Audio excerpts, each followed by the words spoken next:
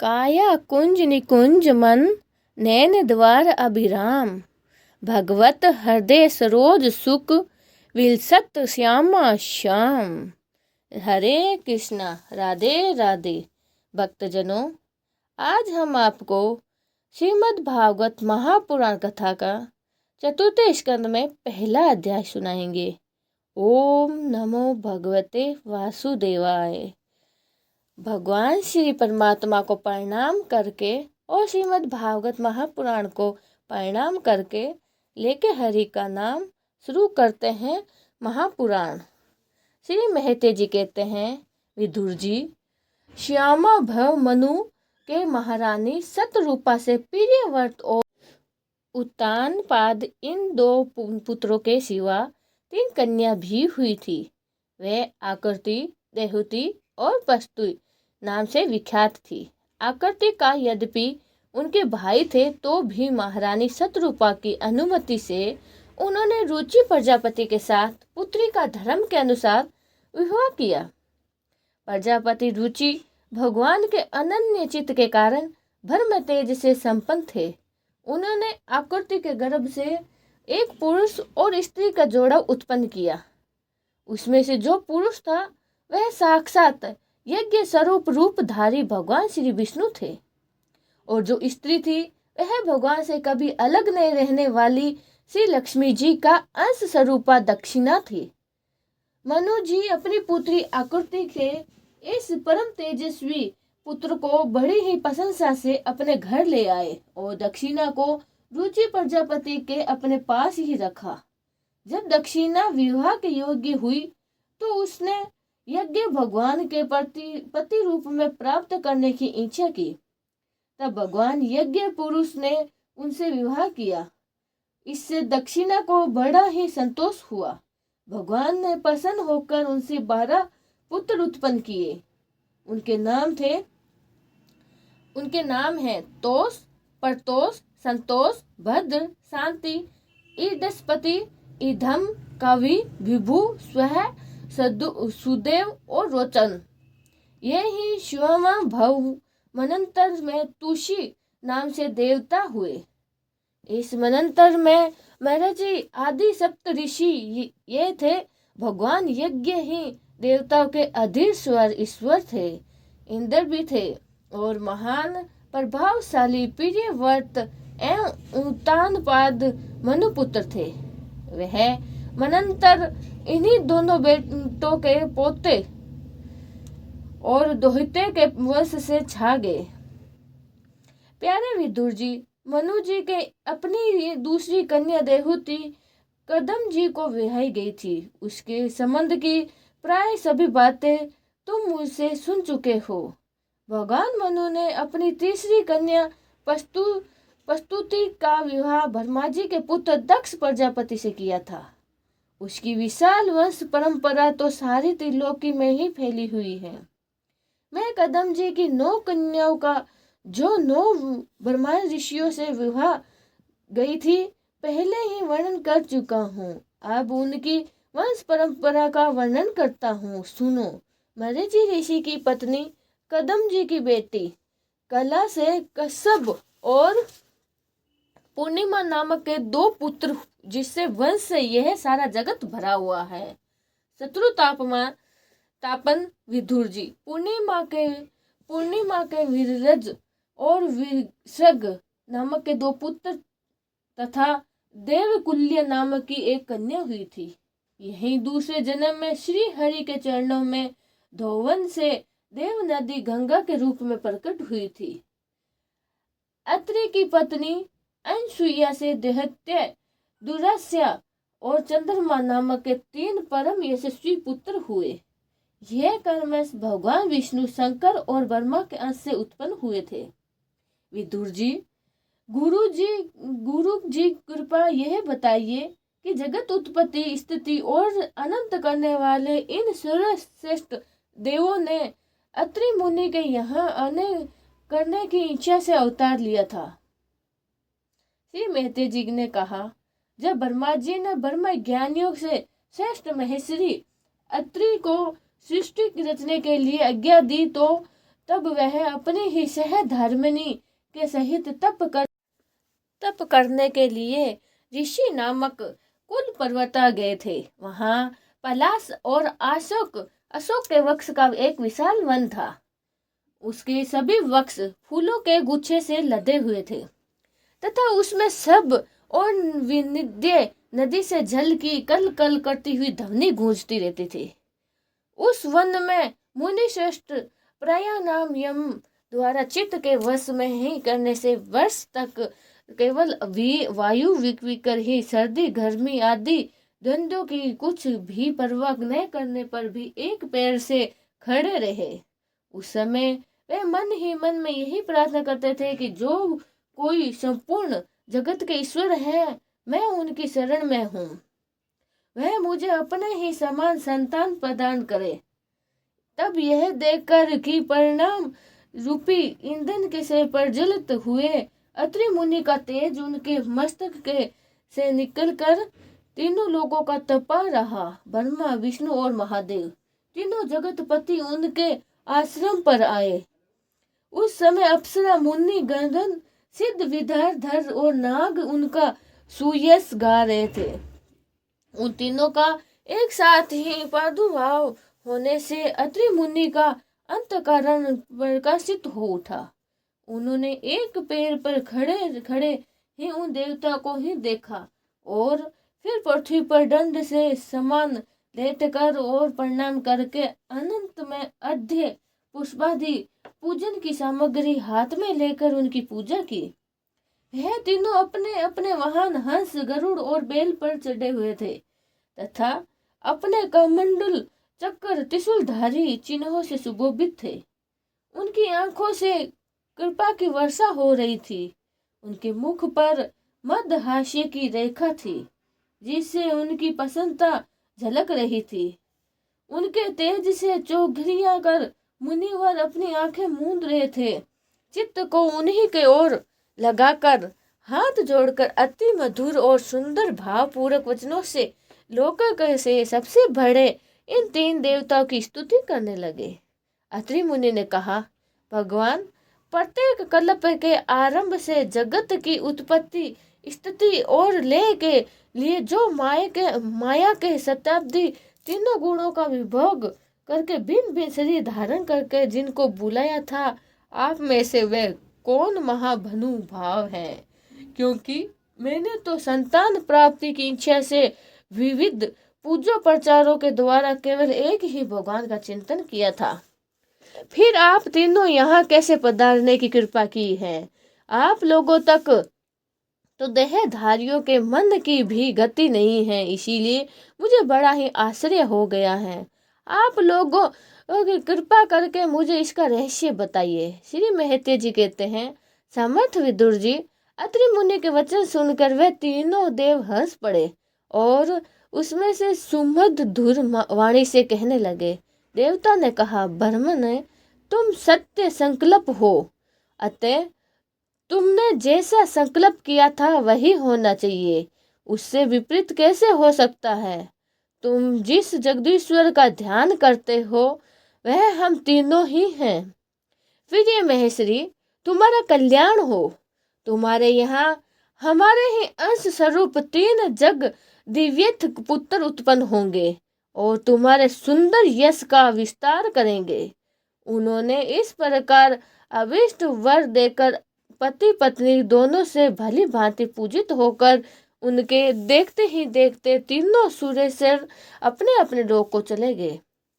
ब्रह्मा जी के अंश से चंद्रमा, विष्णु के अंश से योग्यवता दैत्यो जी और महादेव के अंश से दुर्वासा ऋषि अत्रि के पुत्र के रूप में प्रकट हुए। अब अंगिरा ऋषि के संतानों का वर्णन सुनो। अंगिरा की पत्नी श्रद्धा ने शनि वाली कहू, राग और अनुमति इन 4 कन्याओं का जन्म हुआ था। इसके सिवाय उनके साक्षात भगवान उत्थे जी और ब्रह्मानिष्ठ बृहस्पति जी ये 2 पुत्र थे जो स्वचोचित मतेंद्र में विख्यात हुए।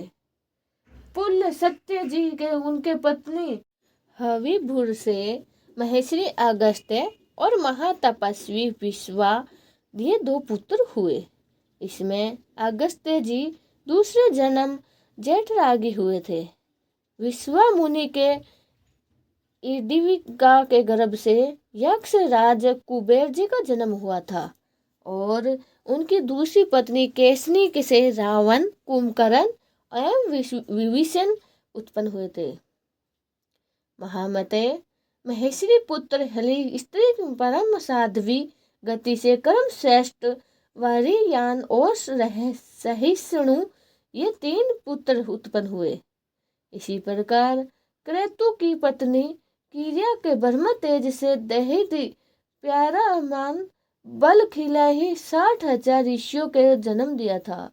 शत्रुपान विदुर जी वशिष्ठ जी की पत्नी ऊर्जा से चित्रकेतु आदि 7 विशुद्ध चित्त ब्रह्मा ऋषियों का जन्म हुआ था।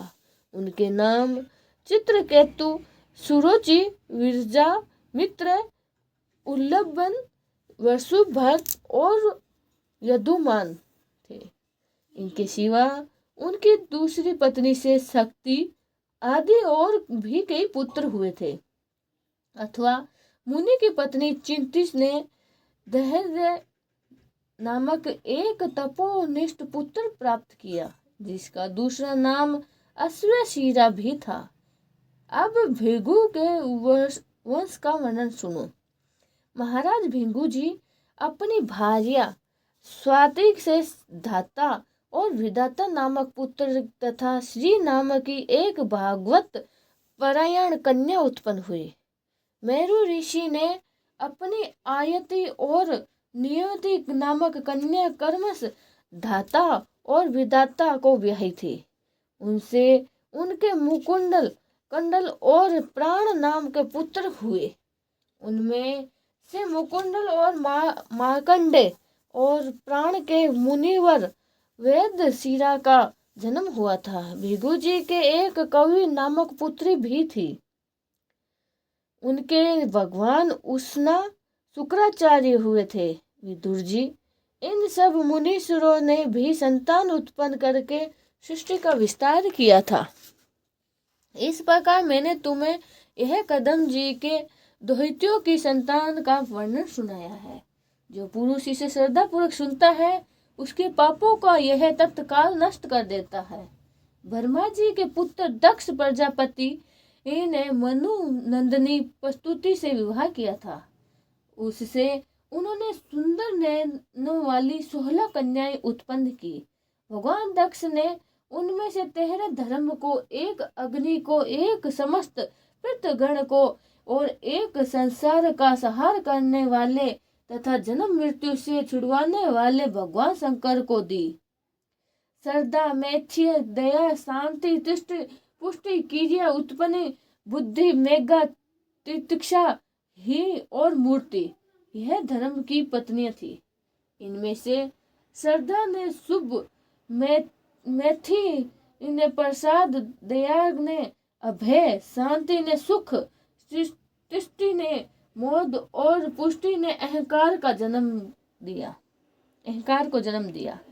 क्रिया के योग, उत्पत्ति ने दर्पण, बुद्धि ने अर्थ, मेघा ने स्मृति, तत्शिक्षा ने क्षेम और ही लज्जा ने पक्षन नाम का पुत्र उत्पन्न किया।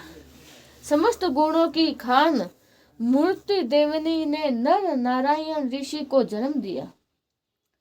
इनका जन्म होने पर इस संपूर्ण विश्व ने अनादित होकर प्रसन्नता प्रकट की। उस समय लोगों ने मन, दिशाएं, वायु, नदी और पर्वत सभी प्रसन्नता छा गई। आकाश में मंगलिक बाजे बजने लगे। देवता लोग फूलों की वर्षा करने लगे। मुनि प्रसन्न होकर स्तुति करने लगे। गंधर्व और किन्नर गाने गाने लगे।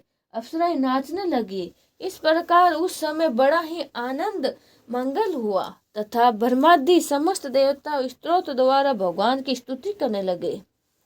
देवता ने कहा, जिस प्रकार आकाश में तरह तरह के रूपों की कल्पना कर ली जाती है, उसी प्रकार जिन्होंने अपनी माया के द्वारा अपने सही स्वरूप के अंदर इस संसार की रचना की है और अपने उस स्वरूप को प्रकाशित करने के लिए ही इस समय इस ऋषि विग्रह के साथ धर्म के घर में अपने आप को प्रकट किया है। उन परम पुरुष को हमारा नमस्कार है जिनके तत्व शास्त्र के आधार पर हम लोगों ने केवल अनुमान ही करते हैं, प्रत्यक्ष नहीं कर पाते हैं। उन्हीं भगवान ने देवता को संसार की मर्यादाओं किसी प्रकार की गड़बड़ी नहीं हो इसीलिए सत्य गुण से उत्पन्न किया है। अब वह अपने करुणामय नेत्रों से जो समस्त शोभा और सौंदर्य के निवास स्थान निर्मल दिव्य कमल को नीचा दिखाने वाले हैं। हमारी निहारे प्यारे विदुर जी, प्रभु का साक्षात दर्शन पाकर देवताओं ने उनकी इस प्रकार स्तुति की और पूजा की। तरंदर भगवान नर नारायण दोनों गंधमादक पर्वत पर चले गए। भगवान श्री हरि के अंशभूत वे नर नारायण ही इस समय पृथ्वी का भार उतारने के लिए यदुकुल भूषण श्री कृष्ण और उन्हीं के सरीके से श्याम वर्णी कुरुक्षेत्र कुल तिलक अर्जुन के रूप में अवतरित हुए। अग्निदेव की पत्नी सुहा ने अग्नि के ही अभिमानी पावक पावनमान और सूची ये 3 पुत्र उत्पन्न किए। तीनों ही हवन क्रिया किए हुए पदार्थ का भक्षण करने वाले हैं।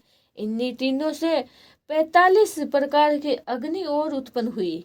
ये ही अपने 3 पिता और 1 पितामह को साथ लेकर 49 अग्नि कहलाते हैं। वेद यज्ञ ब्रह्मांड वैदिक यज्ञ कर्म और जिन 49 अग्नियों के नाम अग्नियों श्रेष्ठ इंद्रियों से करते हैं वह ही यह है। अग्नि वार्ता वहिष्ठपद सामेत और आजेयप ये पितर हैं। इनमें सागरिक भी हैं और निर्ग्रह भी हैं। इन सब पितरों की पत्नी दक्ष कुमारी स्वादा है। इन पितरों से स्वादा से धारिणी और वायुना नामक 2 कन्या हुई। वह दोनों ही ज्ञान विज्ञान से पारंगत और ब्रह्मा ज्ञान का उपदेश करने वाली हुई। महादेव जी की पत्नी सती थी। वह सब प्रकार से अपने पति देव की सेवा में संलग्न रहने वाली थी, किंतु उनके अपने ही गुण और शील के अनुरूप कोई पुत्र नहीं हुआ, क्योंकि सती के पिता दक्ष ने बिना ही किसी अपराध के भगवान शिव जी के प्रतिकूल आचरण किया था। इसीलिए सती ने युवावस्था में ही क्रोधवश योग के द्वारा स्वयं ही अपने शरीर का त्याग कर दिया। बोलिए जय श्री राधे। दूसरा अध्याय। भगवान शिव और दक्ष प्रजापति की मनोमालिनी। विदुर जी ने कहा, ब्रह्मन, प्रजापति दक्ष तो अपनी लड़कियों से बहुत ही स्नेह रखते थे, फिर उन्होंने अपनी कन्या सती का अनादर करके शीलवानों से सबसे श्रेष्ठ श्री महादेव जी से देश क्यों किया? महादेव जी भी चराचर के गुरु, वे रह रहित शांत मूर्ति आत्मा राम और जगत के परम आराध्य देव हैं। उनसे भला कोई क्या वैर रखेगा? भगवान, उन ससुर और दामाद में इतना विषेद कैसे हो गया, जिसके कारण सती ने अपने दुसत्यज प्राणों तक की बलि भी दे दी? यह आप मुझे कहिए।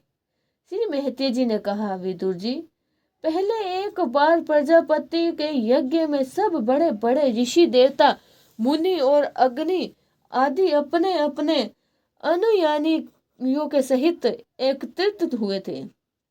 उसी समय प्रजापति दक्ष ने भी उस सभा में प्रवेश किया। वह अपने तेज से सूर्य के समान प्रकाशमान थे और उस विशाल सभा भवन का अंधकार दूर करते हुए उन्हें आया देखकर ब्रह्मा जी और महादेव जी के अतिरिक्त अग्नि पर्यंत सभी सभासद उनके तेज से प्रभावित होकर अपने अपने आसनों को उठकर खड़े हो गए। इस प्रकार समस्त सभा सदस्यों में भली भांति सम्मान प्राप्त करके तेजस्वी दक्ष जगत पिता ब्रह्मा जी को प्रणाम कर उनकी आज्ञा से अपने आसन पर बैठ गए, परंतु महादेव जी को पहले से ही बैठा देखा तथा उनसे अभियुक्त नादी के रूप में कुछ भी आदर न पाकर दक्ष उनका यह व्यवहार सहन न कर सका। उन्होंने उनकी और टेढ़ी नजरों से इस प्रकार देख रहे थे मानो वह क्रोध अग्नि से जला डालेंगे। फिर कहने लगे, देवता और अग्नि सहित समस्त ब्रह्मगण मेरी बात सुने। मैं ना समझी या देशवश नहीं करता, बल्कि शिष्टाचार की भी बात नहीं करता हूँ, शिष्टाचार की बात करता हूँ। यह निर्जल महादेव समस्त लोकपालों की पवित्र कृतियों को धूल में मिलाकर रहता है। देखिए, इस घमंडी ने सत्पुरुषों के आचरण को लज्जित एवं मटेमेट कर दिया है। बंदर के से नेत्र वाले इस सत्पुरुष ने समान मेरी सवित्री सखी मेघ नहीं पवित्र कन्या का अग्नि और ब्राह्मणों के समान पानी ग्रहण किया था, इसीलिए यह एक प्रकार मेरे पुत्र के समान हो गए। उचित तो यह था कि यह उठकर मेरा स्वागत करता है, मुझे प्रणाम करता, परंतु इसने वाणी से भी मेरा सत्कार नहीं किया है। हाय जिस प्रकार शुद्ध को कोई वेद नहीं पढ़ते, उसी प्रकार मैंने इच्छा न होते हुए भी भावीवश इसको अपनी सुकुमारी कन्या दे दी। इससे सत्य कर्म का लोप कर दिया। यह सदा अपवित्र रहता है, बड़ा ही घमंडी है और धर्म की मर्यादा को तोड़ता रहता है। यह प्रेतों के निवास स्थान भयंकर शमशान के भूतों प्रेतों के साथ घूमता रहता है, पागल की तरह सिर के बाल बिखरे नंग भंग भटकता रहता है, कभी हंसता है कभी रोता है। यह सारे शरीर पर चिंता की अपवित्र भस्म लपेटे रहता है, गले में भूतों के पहने योग्य नर मुंडों की माला और शरीर पर हड्डियों के गहने पहने रखता है। यह बस नाम भर का ही शिव है, वास्तव में तो यह पूरा ही अशिव है, अमंगल रूप है। जैसे यह स्वयं ही मतवाला है, वैसे ही इसे मतवाले ही प्यारे लगते हैं। भूत प्रेत प्रथम आदि नीरे तपोगुणी स्वभाव वाले जीवों को यह नेता है। अरे मैंने केवल ब्रह्मा जी के बहकावे में आकर ऐसे भूत के सरदार आचरणहीन और दुष्ट स्वभाव वालों के साथ अपनी भोली भाली बेटी ब्याह दी। श्री महते जी कहते हैं, विदुर जी दक्ष ने इस प्रकार महादेव जी को बहुत कुछ पूरा भला कहा, तथापि उन्होंने इनका कोई प्रतिकार नहीं किया। वह पूर्ववत निश्चल भाव से बैठे रहे। इससे दक्ष के क्रोध का पारा और भी ऊंचा चढ़ गया। वह जल हाथ में लेकर उन्होंने श्राप देने को तैयार हो गए। दक्ष ने कहा, यह महादेव देवताओं में बड़ा ही अधर्म है, अब से इसे इंद्र उपासक आदि देवताओं साथ यज्ञ का भाग न मिले। उपस्थिति मुख्य संपादन दोनों उन्हें बहुत मना किया, परंतु उन्होंने किसी की न सुनी, महादेव जी को श्राप दे दिया। फिर वे अत्यंत ही क्रोध हो उस पर सभा से निकलकर अपने घर चले गए। जब श्री शंकर जी के अनुयायियों से अग्र ग्रहण नंदीश्वर को मालूम हुआ कि दक्ष ने श्राप दिए हैं, तो वह क्रोध तमतमाते हुए उन्होंने दक्ष तथा उन ब्राह्मणों को जिन्होंने दक्ष के दुराचार का अनुमोद किया था, बड़ा ही भयंकर श्राप दिया। वह बोले, जो इस मरण धर्मो शरीर से अभिमान करके किसी से भी द्रोह न करने वाले भगवान शंकर से देश करता है, वह भेद बुद्धि वाला मूर्ख दक्ष तत्व ज्ञान से विमुख ही रहता है। यह चतुर्मास्य यज्ञ करने वाले को अक्षय पुण्य प्राप्त होता है। यदि अर्थवाद रूप वेद वाक्य से मोहित एवं विवेक भ्रष्ट होकर विश्व सुख की इच्छा से कपट धर्म ग्रस्त आश्रम में से आसक्त रहकर कर्म कांडल ही लगता है, इसकी बुद्धि देहादि में आत्म भाव का चिंतन करने वाली है। इसके द्वारा इसने आत्म स्वरूप को भुला दिया है। यह साक्षात पशु के समान है। अतः अत्यंत स्त्री लंपट हो और शीघ्र ही इसका मुंह बकरे का हो जाए। यह मूर्ख कर्म में ही अविद्या को ही विद्या समझता है। इसीलिए ये और जो भगवान शंकर का अपमान करने वाला इस दुष्ट के पीछे पीछे चलने वाले हैं, वे सभी जन्म मरण से संसार के चक्कर में पड़े रहेंगे। वेद वाणी रूप लता फल श्रुति रूप पुष्पों से सुशोभित है। उनके कर्म फल स्वरूप मनोमोहन गंध से इनके चित्त शुभ से हो रहे हैं। इससे ये शंकर द्रोह कर्मों के जाल में ही फंसे रहेंगे। यह ब्रह्म लोग भक्ष्य भक्ष के विचारों को छोड़कर केवल पेट पालने के लिए ही, विद्या तप और वदातियों के आश्रय के लिए ही, धन शरीर और इंद्रियों के सुख को ही सुख मानकर उन्हीं के गुलाम बनकर दुनिया में भीख मांगते भटका करेंगे। नंदीश्वर के मुख से इस प्रकार ब्राह्मण कुल के लिए श्राप सुनकर उससे बदलने में भगु जी के यह दुष्यंत श्राप रूप ब्रह्म दंड दिया। जो लोग शिव भक्त हैं तथा जो उन भक्तों के अनुयायी हैं, वह सत्य शास्त्रों के विरुद्ध आचरण करने वाले हैं और पाखंडी हो। जो लोग सोचाचार विरही मंद बुद्धि तथा जटा राख और हड्डियों की धारण करने वाले हैं, वही ही शैव संप्रदाय दक्षित हो, जिसमें सूखा सूरा और आसव ही देवताओं के समान आदरणीय है। अरे तुम लोग जो धर्म मर्यादाओं के सार्थक एवं वर्ण आश्रम के रक्षक वेद और ब्रह्मा की निंदा करते हो, इससे मालूम होता है कि तुमने पाखंड का आश्रय ले रखा है। यह वेद मार्ग ही लोगों को के लिए ही कल्याणकारी है और सनातन मार्ग है। पूर्व पुरुष इसी पर चलते आए हैं और इसके मूल साक्षात श्री विष्णु भगवान हैं। तुम लोग इसी पर चलते आए हो और इसके मूल साक्षात विष्णु भगवान है। तुम लोग सत्य पुरुषों के परम पवित्र और सनातन मार्ग स्वरूप वेद की निंदा करते हो। इसीलिए उस पाखंड मार्ग में जाओ जिसमें भूतों के सरदार तुम्हारे इष्ट देव निवास करते हैं। श्री महते जी कहते हैं, विदुर जी, भृगु ऋषि के इस प्रकार श्राप देने पर भगवान शंकर कुछ खिन्न से हो वहां से अपने अनुयायी सहित चल दिए। वहां प्रजापति लोग जो यज्ञ कर रहे थे उसमें पुरुषोत्तम श्री हरि ही उपास्य देव और वह यज्ञ 1000 वर्ष में समाप्त होने वाला था। उसे समाप्त कर उन प्रजापतियों के श्री गंगा यमुना संगम से तन स्नान किया और फिर प्रसन्न मन से अपने अपने स्थानों पर चले गए। बोलिए श्री शंकर भगवान की जय हो। 3रा अध्याय। सती का पिता के यहाँ यज्ञ उत्सव में जाने के लिए आग्रह करना। श्री महते जी कहते हैं, विदुर जी, इस प्रकार उन ससुर दामाद को आपस में वैर विरोध रखते हुए बहुत अधिक समय निकल गया। इसी समय ब्रह्मा जी ने दक्ष को समस्त प्रजापतियों का अधिपति बना दिया। इससे उनका गर्व और भी बढ़ गया। उसने भगवान शंकर आदि ब्रह्मानिष्ठों को यज्ञ भाग में लेकर उनका तिरस्कार करते हुए पहले तो वाजपेय यज्ञ किया और फिर वसवती स्वयं नामक का यज्ञ महायज्ञ आरंभ किया। उस यज्ञ उत्सव में सभी ब्रह्मा देवसी पितर देवता और अपनी अपनी पत्नियों के साथ पधारे। उन सब ने मिलकर वहां मंगलिक कार्य संपन्न किए और दक्ष द्वारा उन सब का स्वागत और सत्कार किया।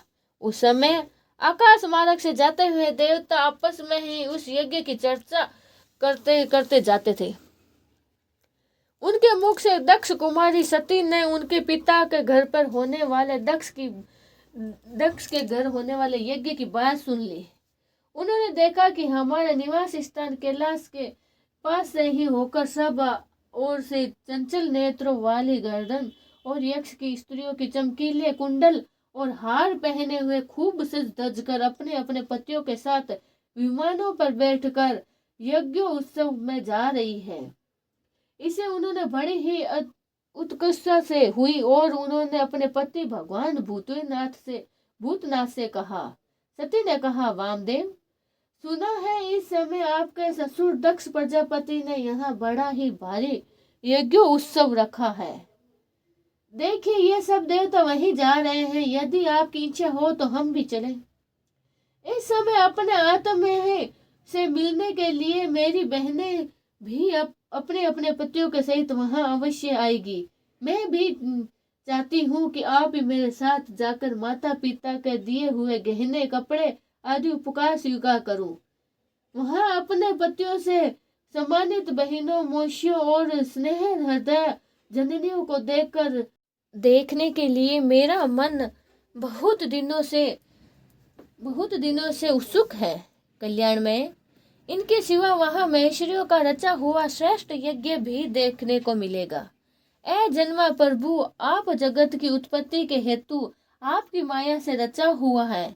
यह परम आश्रय में त्रिगुणात्मक जगत आप ही में वास रहा है, किंतु मैं तो स्त्री स्वभाव होने के कारण आपके तत्व से अनविकसित हूँ और बहुत दीन हूँ। इसीलिए इस समय अपनी जन्म भूमि देखने को बहुत ही उत्सुक हो रही हूँ। जन्म रहित नीलकंठ देखिए, इसमें कितनी ही स्त्रियां तो ऐसी हैं जिनका दक्ष से कोई संबंध भी नहीं है, फिर भी वे अपने अपने पतियों के सहित खूब सज धज कर झुंड की झुंड वहां जा रही हैं। वहां जाने वाली इन देवता गण के राजहंसों के समान श्वेत विमानों के आकाश मंडल से कैसा सुशोभित हो रहा है। सूर्य श्रेष्ठ ऐसी अवस्था में अपने पिता के यहाँ उत्सव का समाचार पाकर उसकी बेटियों का शरीर उसमें सम्मिलित होने के लिए क्यों छटपटाएगा। पति, गुरु और माता पिता आदि सदस्य के यहाँ तो बिना बुलाए भी जा सकते हैं। अतएव आप मुझ पर प्रसन्न हो, आपको मेरी यह इच्छा अवश्य पूरी करनी चाहिए। आप बड़े ही करुणामयी हैं, तभी तो परम ज्ञानी होकर भी आपने मुझे अपने आधे अंग में स्थान दिया है। अब मेरी इस याचना पर ध्यान देकर मुझे अनुग्रहित कीजिए। श्री मेहते जी ने कहते हैं, प्रिय सती के इस प्रकार प्रार्थना करने पर अपने आत्मियों का प्रिय करने वाले भगवान शंकर को दक्ष प्रजापति उन मर्मवेदी दुर्वचन रूपी बाणों का स्मरण हो आया जो उन्होंने समस्त प्रजापतियों के सामने कहे थे। तब वह हंसकर बोले। भगवान शंकर ने कहा, सुंदरी, तुमने जो कहा कि अपने बंधु जन के यहाँ बिना बुलाए भी जा सकते हैं तो सो ठीक ही है, किंतु ऐसा तभी करना चाहिए जब उनके दृष्टि अतिशय प्रबल देहा अभिमानी के उत्पन्न हुए मद और क्रोध के कारण देशियों से युक्त न हो गई हो। विद्या, तप, धन, सदस्य शरीर, युवा अवस्था और उच्च कुल के ये 6 सत्पुरुष तो गुण हैं, परंतु नीच पुरुष के ही अवगुण भी हो जाते हैं, क्योंकि इसमें इनका अभिमान बढ़ जाता है और दृष्टि दोष युक्त हो जाता है एवं विवेक की शक्ति नष्ट हो जाती है। इसी कारण वह महापुरुष का प्रभाव नहीं देख पाते हैं। इसी से जो आपने यहाँ आए हुए पुरुष को कुटिल बुद्धि से भोय चढ़ाकर रोष भरी दृष्टि से देखते हैं, उन अव्यवस्था स्थित चित्त लोगों के यहाँ ये हमारे बांधव है, ऐसा समझकर कभी नहीं जाना चाहिए। देवी, शत्रुओं के वाणों से विंध जाने पर भी ऐसी अवस्था नहीं होती है जैसे अपने कुटिल बुद्धू स्वजनों के कुटिल वचनों से होती है, क्योंकि वाणों से शरीर छिन्न भिन्न हो जाने पर भी जैसे तैसे निंद्रा आ जाती है, किंतु कुवचन वाक्य बोलने से ही मम स्थान विदूर हो जाने पर तो मनुष्य हृदय की पीड़ा से दिन रात बेचैन रहता है। सुंदरी, अवश्य ही यह जानता हूँ कि तुम परम मंत्र की प्राप्ति हुए पर दक्ष प्रजापति की कन्या हो, सबसे अधिक प्रिय हो, तथापि मेरा आश्रित होने के कारण तुम्हें अपने पिता से मान नहीं मिलेगा, क्योंकि वह मुझसे बहुत जलते हैं। जीव की चित्तवृत्ति के साक्षी अहंकार शून्य महापुरुष समृद्धि को देखकर जिसके हृदय में संतान और इंद्रियों में व्यर्था होती है, वह पुरुष उनके पद को तो सुमंदता से प्राप्त नहीं कर सकता। बस दैत्य गण जैसे श्री हरि देश मानते हैं, वैसे ही उसमें कुड़ता रहता है। सुमध्यम, तुम कह सकती हो कि अपने प्रजापति सभा में उनका आदर क्यों नहीं किया। सो ये सुमुख जाना, नम्रता दिखाना, प्रणाम करना आदि चीजें जो लोग व्यवहार परंपरा हो जाती हैं, तत्व ज्ञानियों के द्वारा बहुत अच्छे ढंग से की जाती हैं। वह अंतर्यामी रूप से इस सबके अंत कल्याण में स्थित परम पुरुष वासुदेव ही परिणाम मदि करते हैं, देहा अभिमानी करते हैं, पुरुष नहीं करते। विशुद्ध अंत कारण नाम वासुदेव, क्योंकि उसी में भगवान वासुदेव को अपरोक्ष अनुभव होता है। उस शुद्ध चित्त में स्थित इंद्रिय अति भगवान वासुदेव को भी मैं नमस्कार किया करता हूँ। इसीलिए प्रिय, जिससे प्रजापति यज्ञ मेरे द्वारा ही कोई अपराध न होने पर भी मेरे को कुट वाक्यों से तिरस्कार किया है, वह दक्ष यद्यपि तुम्हारे शरीर को उत्पन्न करने वाले पिता हैं, तो भी मेरा शत्रु होने के कारण तुम्हारे उस अथवा उसके अनुयायी को देखने का विचार भी नहीं करना चाहिए। यदि तुम मेरी बात न मानकर वहां जाओगी तो तुम्हारे लिए अच्छा नहीं होगा, क्योंकि जब किसी प्रतिष्ठित व्यक्ति का अपने आत्म ही जनों के द्वारा अपमान होता है, तब वह तत्काल उनकी मृत्यु का कारण हो जाता है। बोलिए।